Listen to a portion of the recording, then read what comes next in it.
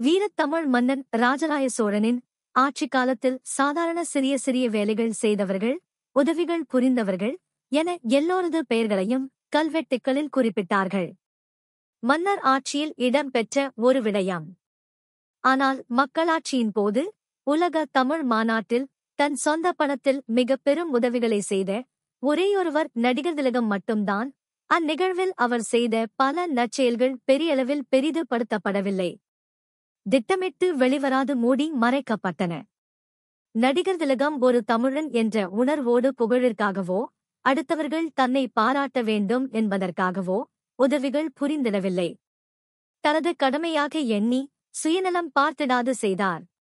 ஆனால் பல லட்சம் மக்களின் வாக்குகளால் வெற்றி பெற்று அவர்களது வரிப்பணத்தில் சொகுசாக வாழ்க்கை நடத்துபவர்கள் தாங்களே தங்களது சொந்த பணத்தை பல லட்சம் செலவு செய்து நடாத்தியது போன்று அவர்களது பெயர்களை மிகப்பெரிய அளவிலும் அரசியல்வாதிகள் படங்களை விளம்பரப்படுத்தி புத்தகங்கள் வெளியிட்டு பெருமை பேசினார்கள். அரசியல் லாபங்களிற்காக மக்களாட்சி என்ற போர்வையில் மிகப்பெரிய உதவி புரிந்தவர்களையே அரசியல் காழ்ப்புணர்ச்சி காரணமாக தங்களை விட புகழின் உச்சியிலிருக்கின்றாரே என்ற காரணத்தால் நடிகர் திலகத்தின் பெயரையே வெளிவராது மூடி மறைத்த சுயநலவாதிகள். 1968ஆம் ஆண்டு ஜனவரி திங்கள் 3ஆம் நாள் முதல் 10ஆம் நாள் வரை நடைபெற்ற உலகத் தமிழர் மாநாட்டின் போது உலகின் பல்வேறு பாகங்களிலிருந்தும் பல நாடுகளிலிருந்தும் தமிழறிஞர்களும் தமிழாராய்ச்சி வல்லுநர்களும் தமிழ் ஆர்வலர்களும் வெளிநாட்டு பிரதிநிதிகள் பலரும் மாநாட்டில் பங்காற்றுவதற்காக தமிழ்நாட்டிற்கு வருகை தந்திருந்தார்கள். வெளிநாடுகளிலிருந்து வந்திருந்த பல நூற்றுக்கணக்கான பேரறிஞர்கள் அனைவரையும் வரவேற்று தனது சார்பாக தனிப்பட்ட சொந்த செலவில் அவர்களை கௌரவப்படுத்தும் விதமாக நடிகர் திலகம் அவர்கள் அனைவருக்கும் மிக பெரும் விருந்துபசாரம் ஒன்றினை மிக பிரமாண்டமான முறையில் ஏற்பாடு செய்திருந்தார். தமிழறிஞர்கள் அனைவரையும் மிக கௌரவத்துடனும் மரியாதைகளுடனும் மிக உயர்தரமான ஸ்டார் கோட்டலிற்கு அழைத்துச் சென்று பெரும் விருந்துபசாரத்தை அளித்தார். ஒவ்வொருவரையும் வாசலில் நின்று வரவேற்று மிக பணிவாக உள்ளே அழைத்து அமர வைத்தார். ஒவ்வொருவரையும் அருகே சென்று மிகச்சிறப்பாக கவனித்து மகிழ்ந்தார். பலவிதமான உணவு வகைகள் பரிமாறப்பட்டன. இது போன்ற ஒரு மிக பிரமாண்டமான விருந்தை மிகச் சிறப்பாக ஏற்பாடு செய்வதென்பது நடிகர் திலகம் போன்ற மிகப்பெரிய தாராள குணம் படைத்தவரால் தான் முடியும். வேறு எவராலும் முடியாது. இவ்வாறு 2ஆம் உலகத் தமிழ் மாநாட்டில் கலந்து கொள்ள வந்திருந்த ஈழத்து அறிஞரான பேராசிரியர் சி. சிவலிங்கராஜா அவர்கள் அண்மையில் நினைவு கூர்ந்தார். விருந்துகள் முடிவடைந்து வெளியேறும் போது வாசலில் நின்று ஒவ்வொருவராக மிக பணிவாக கைகுலுக்கி வழியனுப்பி வைத்தார். இந்த விடயங்கள் அவராக தனிப்பட்ட முறையில் மிக பெரும் செலவு செய்து விருந்துபசாரங்களிற்கான ஏற்பாட்டை செய்திருந்தார். அவர் தமிழ் மீதும் தமிழறிஞர்களின் மீதும் எவ்வளவு மிகுந்த பக்தியும் அன்பும் மரியாதையும் வைத்திருந்தார் என்பதனை பார்த்தபோது அவர் மேல் அளவிட முடியாத மரியாதை உண்டாகிற்று. விருந்தோம்பல் என்பது அவரது இரத்தத்தில் கலந்திருந்தது.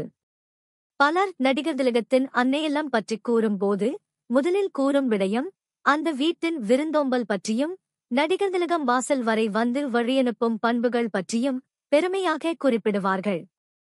தமிழ்நாட்டிலேயே மிக பெரும் உச்சத்தில் ஓய்வே இல்லாது தொடர்ந்து நடித்துக் கொண்டிருக்கும் ஓர் நடிகர் உலக அளவில் விருதுகளையும் பாராட்டுக்களையும் பெற்ற ஒரு தலைசிறந்த நடிகராக விளங்கிக் கொண்டிருக்கும் நடிகர் திலகத்தை ஒரு தடவையாவது நாங்கள் சந்திக்க முடியுமா என பலர் காத்திருக்கின்றனர்.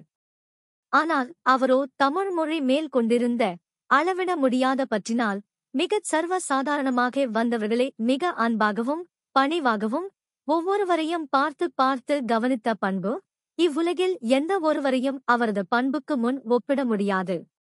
அன்றைய காலத்தில் அவரளவிற்கு நடிப்பில் மிக பிஸியாக எவரும் இல்லை. ஆனால் உலகத்தமிழர் மாநாட்டின் போது தன் வேலைகளிற்கும் மத்தியில் அவர் அடிமட்ட தொண்டனாக பல விதமான வழிகளில் விழா சிறப்பாக நடைபெறுவதற்காக பின் நின்று செயல்படுத்திக் கொண்டிருந்தார்.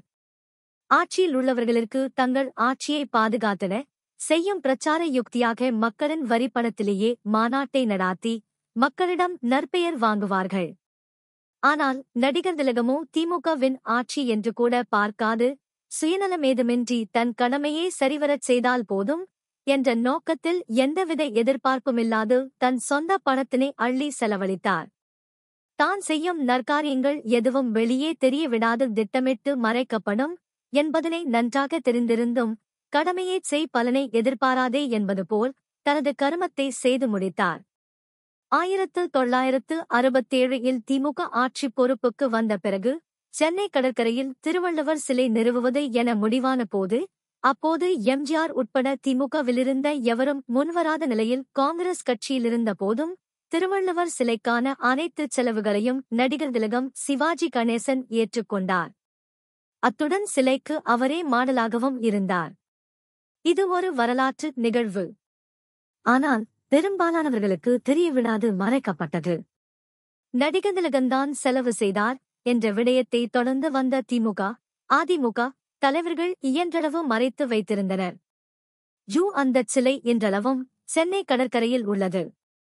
நடிகர் திலகம் சொந்தச் செலவில் செய்த திருவள்ளுவர் சிலை உலக தமிழ் மாநாட்டின் போது 1968 ஜனவரி திங்கள் 2 அன்றைய முதலமைச்சர் அண்ணா தலைமையில் திறந்து வைக்கப்பட்டது.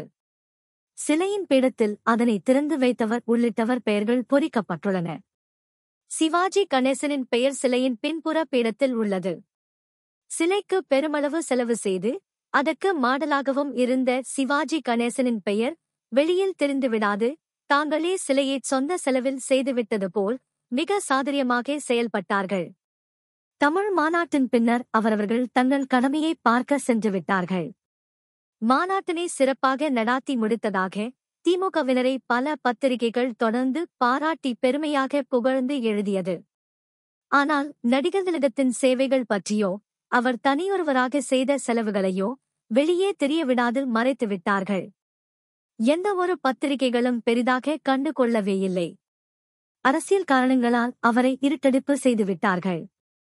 மக்கள் வரி பணத்தில் மிக பெரிய அளவில் மாநாடுகளை நடாத்தி தங்கள் சொந்த பணத்தில் செய்தது போன்று விளம்பரப்படுத்தி புகழ் சம்பாதித்தார்கள். விளம்பரமில்லாது பின்னால் நின்று மிக பெரிய அளவிலான பணத்தினை செலவு செய்துவிட்டு அப்பாவியாக அமைதியாக வாழ்ந்த மகான் நடிகர் திலகம். உலகத்தமிழர் மாநாட்டில் பின்னால் நின்று செயலாற்றிய அவர் பலருக்கு உதாரண புருஷராக விளங்குகின்றார். பலர் பாராட்ட வேண்டும் என்பதற்காகவும் பேரும் புகழும் கிடைக்க வேண்டும் என்பதற்காகவும் விருந்துகள் வைத்து அதை செய்திகளாக அரசியல் பிரச்சாரங்கள் செய்பவர்கள் மத்தியில் நடிகர் திலகம் போல் எவரையும் காண முடியாது. இது பற்றி அவரது வாழ்நாளில் எந்த ஒரு சந்தர்ப்பத்திலும் அவர் பேசியதில்லை. செய்யும் உதவிகளை போட்டோ எடுத்து அதனை விளம்பரமாக்கி அரசியல் செய்பவர்கள் மத்தியில் மிகப்பெரிய விருந்தினை கொடுத்துவிட்டு அந்த செய்தியே வெளிவரவில்லை. ஆனாலும் அது பற்றி சிறிதும் கவலைப்படாமல் மேலும் தொண்டு செய்கின்ற மனம் நடிகர் திலகம் ஒருவருக்கு மட்டும்தான் இருக்கின்றது. வாழ்க நடிகர் திலகம் புகழ்.